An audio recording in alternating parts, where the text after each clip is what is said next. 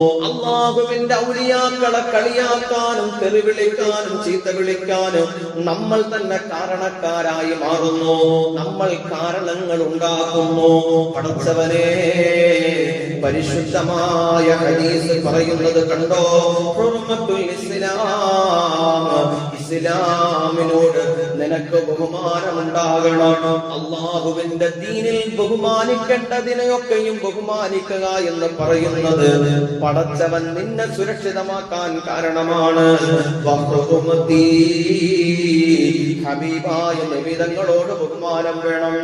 എന്നോട് നിങ്ങൾക്ക് ബഹുമാനം വേണമെന്ന് ആര് പറയാ?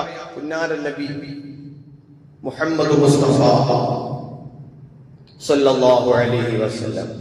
നബി സല്ലല്ലാഹു അലൈഹി വസല്ലമ തങ്ങളോട് ആദരവില്ലാതിരുന്നാൽ എങ്ങനെയാണ് നീ പറഞ്ഞ ഷഹാദത്ത് പോലും നന്നാവുക? അശ്ഹദു അല്ലാ ഇലാഹ ഇല്ലല്ലാഹ് വ അശ്ഹദു അന്ന മുഹമ്മദ് റസൂലുള്ളാഹ്. അല്ലാഹുവേ, നീ എന്റെ റബ്ബാണെന്ന് ഞാൻ സാക്ഷ്യം വഹിക്കുന്നു. നിന്റെ ഹബീബ് എന്ന് പറയുമ്പോ ആ ഹബീബായ നബിതങ്ങളോട് അല്ലാഹു എത്ര ബഹുമാനം കാണിച്ചു.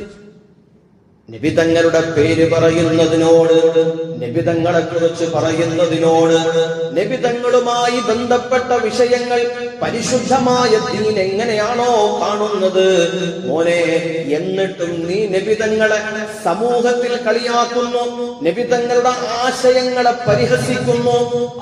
നീ ഏത് രാഷ്ട്രീയക്കാരനാവട്ടെ, ഏത് നിറമുള്ള കൊടി പിടിക്കുന്നവനായിക്കോട്ടെ, ഏത് പ്രസ്ഥാനത്തിലുള്ളവനായിക്കോട്ടെ, ഹബീബായ നബി സല്ലല്ലാഹു അലൈഹി വസല്ലമ തങ്ങളുമായി ബന്ധപ്പെട്ട വിഷയം വരുമ്പോ വിമർശനങ്ങൾ സൂക്ഷിക്കണം എന്നല്ല, വിമർശനങ്ങൾ പാടില്ല.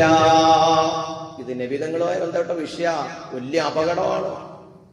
ബഹുമതി, എന്നോടുള്ള ബഹുമാനവും, ബഹുമതു റഹീമി, എന്റെ തലമുറകൾ ജീവിച്ചിരിപ്പുണ്ട്. എന്റെ മക്കളും ചെറുമക്കളും സയ്യിദുമാരായ മഹത്തുക്കൾ ഈ ഭൂമിലോകത്ത് ജീവിച്ചിരിപ്പുണ്ട്. എന്നോട് നിങ്ങൾ കാണിക്കുന്ന ബഹുമാനം എന്റെ കുടുംബത്തോടും കൊടുക്കണമെന്ന് ലോകത്തിന്റെ നേതാവ് അഷ്റഫുൽ ഖൽഖ് മുഹമ്മദ് മുസ്തഫ സാദാത്യങ്ങളോട് ബഹുമാനം വേണേ, സാദാത്യങ്ങളോട് ആദരവ് വേണേ, സാദാത്യങ്ങൾക്ക് വലിയ സ്ഥാനം കൊടുക്കണം.